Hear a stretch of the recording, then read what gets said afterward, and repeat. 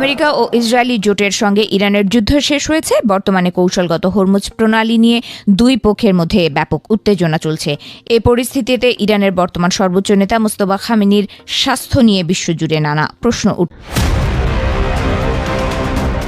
Israeli হামলায় গুরুতর আহত অবস্থায় চিকিৎসাধীন রয়েছেন ইরানের নতুন সর্বোচ্চ নেতা মোস্তফা খামেনি।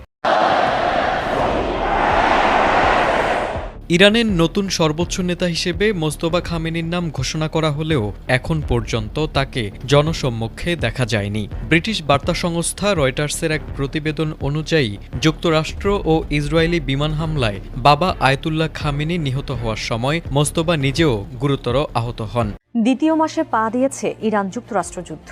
পুরো এই সময়টায় সর্বোচ্চ নেতা আয়াতুল্লাহ আলী খামেনিকে এক মুহূর্তের জন্য পায়নি ইরান।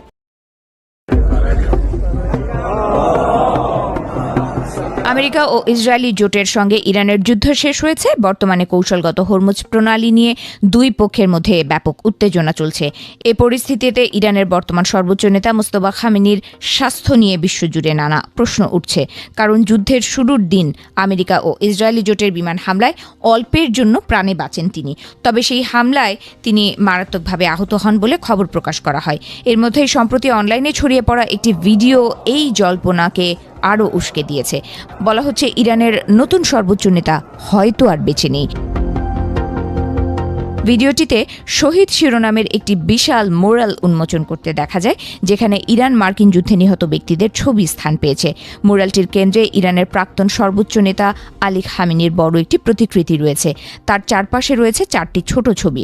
প্রথম তিনটি ছবিতে যথাক্রমে আবদুল্লাহ রুহুল্লাহ খোমেনি, সাবেক প্রেসিডেন্ট ইব্রাহিম রাইসি ও জেনারেল কাসেম সোলাইমানিকে দেখা যাচ্ছে। কিন্তু চতুর্থ ছবিটি নিয়েই শুরু হয়েছে যত বিতর্ক। অভিযোগ উঠেছে সেই ছবি বর্তমানে সর্বোচ্চ নেতা মোস্তফা খামেনির, যা ইঙ্গিত দিচ্ছে যে তেহরানের সর্বোচ্চ নেতার কম্পাউন্ডে হওয়া বিমান হামলায় তিনি হয়তো প্রাণ হারিয়েছেন। অবশ্য মোস্তফা খামেনির মৃত্যুর খবরের সত্যতা যাচাই করতে পারেনি কোনো গণমাধ্যম। তবে ইরান সরকারের পক্ষ থেকেও এই মোরাল নিয়ে কোনো স্পষ্ট ব্যাখ্যা না আসায় রহস্য আরও ঘনীভূত হয়েছে। অনেকের মতে এই নাজুক সময়ে মনোবল ধরে রাখতে ইরান হয়তো মোস্তফা খামেনির মৃত্যুর খবরটি গোপন রাখছে। নিউ ইয়র্ক টাইমসের একটি সাম্প্রতিক রিপোর্ট অনুযায়ী মার্কিন বিমান হামলায় মারাত্মকভাবে আহত হয়েছিলেন মোস্তফা খামেনি। তার মুখমণ্ডল ও ঠোঁট তীব্রভাবে পুড়ে গেছে, ফলে কথা বলা তার জন্য কঠিন হয়ে পড়েছে। এছাড়া তিনি একটি কৃত্রিম পা এবং প্লাস্টিক সার্জারির অপেক্ষায় আছেন বলেও জানা গেছে। তবে তিনি মানসিকভাবে এখনও বেশ তীক্ষ্ণ এবং রাষ্ট্রীয় কাজে যুক্ত আছেন বলে দাবি করা হয়।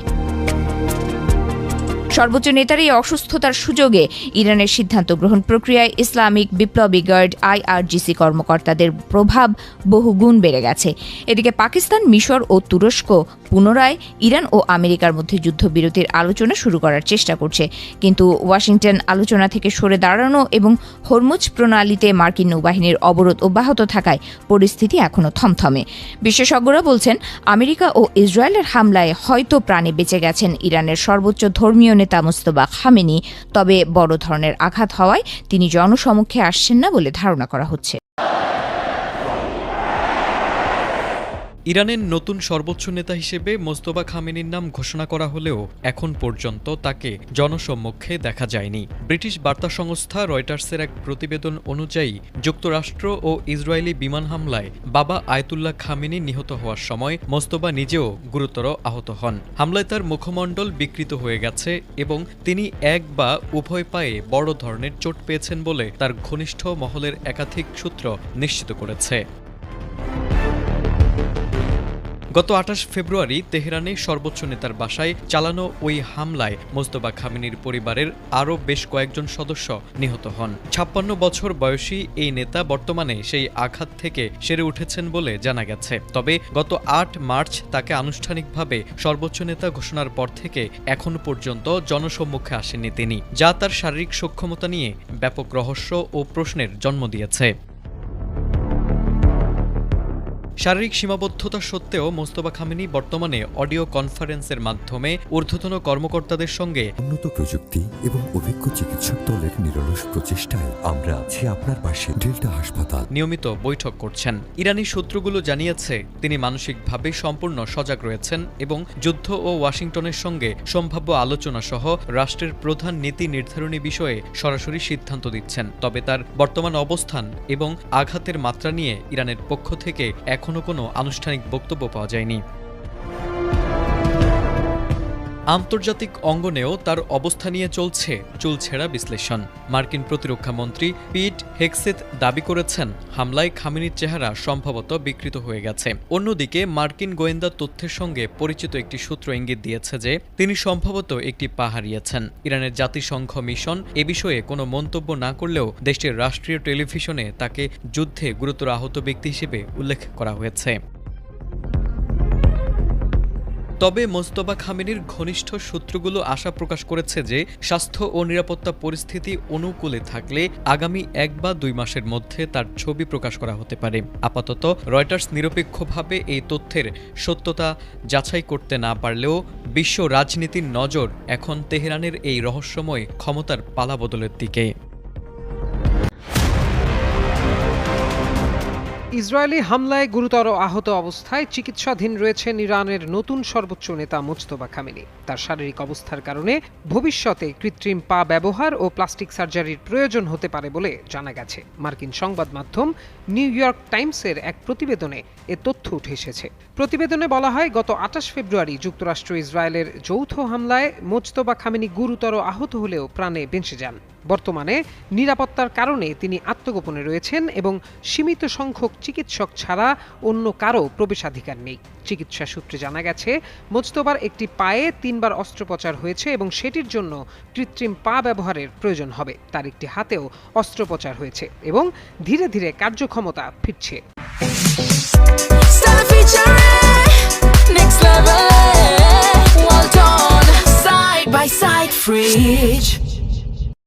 তবে মুখমণ্ডল ও ঠোঁট গুরুতর দগ্ধ হওয়ায় কথা বলতে অসুবিধা হচ্ছে, যার জন্য ভবিষ্যতে প্লাস্টিক সার্জারির প্রয়োজন হতে পারে। বর্তমানে মোজতবার নিরাপত্তা ও চিকিৎসা তত্ত্বাবধান করছেন ইরানের প্রেসিডেন্ট মাসুদ পেজেশকিয়ান। তিনি নিজেও একজন হৃদরোগ সার্জন।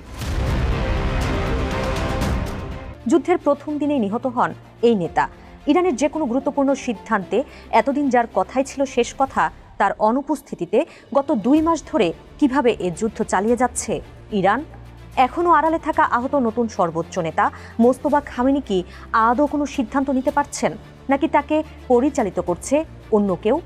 টিভিএস এক্সপ্লেইনারে চলুন জেনে নেই এসব প্রশ্নের উত্তর। সঙ্গে আছি তামান্না খন্দকার। আয়াতুল্লাহ নিহত হওয়ার পর ব্যাপক পরিবর্তন এসেছে ইরানের রাষ্ট্র কাঠামোতে।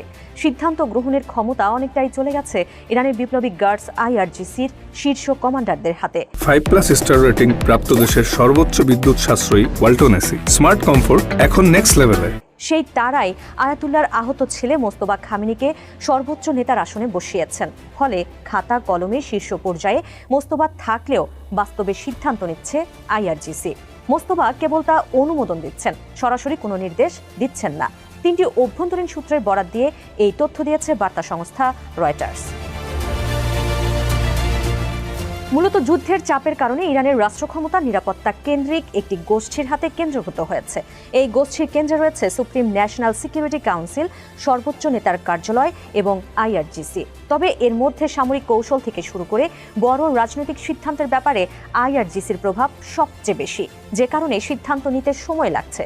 যা নিয়ে ইরান যুক্তরাষ্ট্র শান্তি আলোচনার বিষয়ে অবগত পাকিস্তান সরকারের এক জ্যেষ্ঠ কর্মকর্তার ভাষ্য, ইরান খুব ধীর গতিতে সিদ্ধান্ত নিচ্ছে। সেখানে এখন স্পষ্ট কোনো একক সিদ্ধান্ত গ্রহণকারী কাঠামো নেই, যে কারণে অনেক সময় তাদের জবাব পেতে 2 থেকে 3 দিন লেগে যায়। সমঝোতার পথে ইরানের অভ্যন্তরীণ বিভাজনকে ওয়াশিংটন বড় কারণ হিসেবে দাঁড় করালেও বিশ্লেষকরা বলছেন সমঝোতার পথে বাধা অভ্যন্তরীণ বিভাজন নয়, বরং যুক্তরাষ্ট্র কি দিতে চায় এবং আইআরজিসি কি পেতে চায় এই দুয়ের ব্যবধান। যদিও যুক্তরাষ্ট্রের সঙ্গে আলোচনায় পররাষ্ট্রমন্ত্রী আব্বাস আরাকচিকেই বেশি দেখা যাচ্ছে, তবে পেছন থেকে তাকে নির্দেশনা দিচ্ছেন সাবেক আইআরজিসি কমান্ডার ও পার্লামেন্ট স্পিকার বাঘের গালিবাফ। সেই সঙ্গে আইআরজিসির কমান্ডার আহমাদ বাহিদিও গুরুত্বপূর্ণ ভূমিকা রাখছেন, কেননা যুদ্ধবিরতির সিদ্ধান্ত তিনিই নিয়েছিলেন। পাকিস্তান ও দুজন ইরানি সূত্রের বরাত দিয়ে রয়টার্স এমন খবর জানালেও এ ব্যাপারে কোনো মন্তব্য করেনি ইরানের পররাষ্ট্র মন্ত্রণালয়। এদিকে ২৭ এপ্রিল ওয়াশিংটনকে একটি নতুন প্রস্তাব পাঠিয়েছে ইরান। প্রস্তাবের ধাপে ধাপে আলোচনার পরিকল্পনা রয়েছে। প্রথমে হরমুজ প্রণালী সংক্রান্ত বিরোধ মিটিয়ে তারপর পারমাণবিক ইস্যুর সমাধান চায় তেহরান। বিপরীতে পারমাণবিক ইস্যু নিয়ে বেশি আগ্রহী ওয়াশিংটন। এ ব্যাপারে সাবেক মার্কিন কূটনীতিক ও ইরান বিশেষজ্ঞ অ্যালান আইয়ের ভাষ্য, দুই পক্ষের কেউই আসলে এখন আলোচনা করতে চায় না। উভয় পক্ষই মনে করছে সময় গেলে অন্য পক্ষ দুর্বল হবে। ইরান হরমুজে প্রভাব ধরে রাখতে চায়, অন্যদিকে যুক্তরাষ্ট্র অর্থনৈতিক চাপ ও অবরোধ বজায় রাখতে চায়, কারণ আইআরজিসি ওয়াশিংটনকে দেখাতে চায় তারা দুর্বল নয়। অন্যদিকে ট্রাম্প যে মধ্যবর্তী নির্বাচনের আগে চাপে আছেন তা তিনি বুঝতে দিতে চান না। তবে অভ্যন্তরীণ একটি সূত্র জানাচ্ছে, যুদ্ধ পরিস্থিতির মধ্যে ইরানের সিদ্ধান্ত গ্রহণের ক্ষমতাতেও পরিবর্তন এসেছে। মোস্তফা সর্বোচ্চ নেতা হলেও তিনি কেবল অনুমোদন দিচ্ছেন, সিদ্ধান্ত চাপিয়ে দিচ্ছেন না। এর মধ্যে বড় সিদ্ধান্তগুলো ঐক্যমত্যের ভিত্তিতে নেওয়া হচ্ছে, যা নিয়ে ইরানি বিশ্লেষক আরাশ আজিজি বলেন, গুরুত্বপূর্ণ সিদ্ধান্ত হয়তো মোস্তফার মাধ্যমেই হয়, কিন্তু আমি মনে করি না তিনি জাতীয় নিরাপত্তা কাউন্সিলকে অমান্য করতে পারবেন। যারা যুদ্ধ চালাচ্ছে তাদের বিরুদ্ধে তিনি কিভাবে যাবেন? মূলত ইরানের আগের নেতারা তুলনামূলক বাস্তববাদী ছিলেন। তাদের জায়গায় এখন যারা এসেছেন তারা অনেক বেশি কট্টরপন্থী। এদের মধ্যে অনেকেই পারমাণবিক নীতির পক্ষে ও আঞ্চলিক প্রভাবের প্রশ্নে পশ্চিমা চাপের বিরুদ্ধে প্রতিরোধ গড়ার পক্ষে। এর মধ্যে আইআরজিসি ইসলামী প্রজাতন্ত্রকে টিকিয়ে রাখা ও বাইরের শক্তি মোকাবিলায় দৃঢ় প্রতিজ্ঞ। সেই তারাই এখন ইরানের সিদ্ধান্ত গ্রহণের কেন্দ্রে রয়েছেন। এতদিন আইআরজিসি আয়াতুল্লাহ খামেনির নির্দেশ মেনে চললেও বর্তমানে ইরানে এমন কেউ নেই যে তাদের থামাতে পারে। জানিয়ে ইরানের ক্ষমতার কাছাকাছি থাকা দুটি সূত্র বলছে, ইরানের সামনে এখন পছন্দের বিষয় মধ্যপন্থা না কট্টরপন্থা নয়, বরং তাদের পছন্দ আরও কট্টরপন্থা। অন্যদিকে সাবেক মার্কিন আলোচক অ্যারন ডেভিড মিলারের ভাষ্য, আমরা ঐশ্বরিক ক্ষমতা থেকে কঠোর ক্ষমতায় চলে গেছি। ধর্মীয় নেতাদের প্রভাব থেকে এখন রেভলিউশনারি গার্ড ক্রপসের প্রভাবই প্রধান। এভাবেই এখন পরিচালিত হচ্ছে ইরান। তারা শুধু যুদ্ধ পরিচালনা করছে না, পুরো কৌশলও নির্ধারণ করছে। তাদের সেই কৌশল হলো পূর্ণমাত্রার যুদ্ধে আর না ফেরা, বিশেষ করে হরমুজ প্রণালীর ওপর প্রভাব ধরে রাখা এবং এই সংঘাত থেকে রাজনৈতিক, অর্থনৈতিক ও সামরিকভাবে আরও শক্তিশালী হয়ে বেরিয়ে আসা।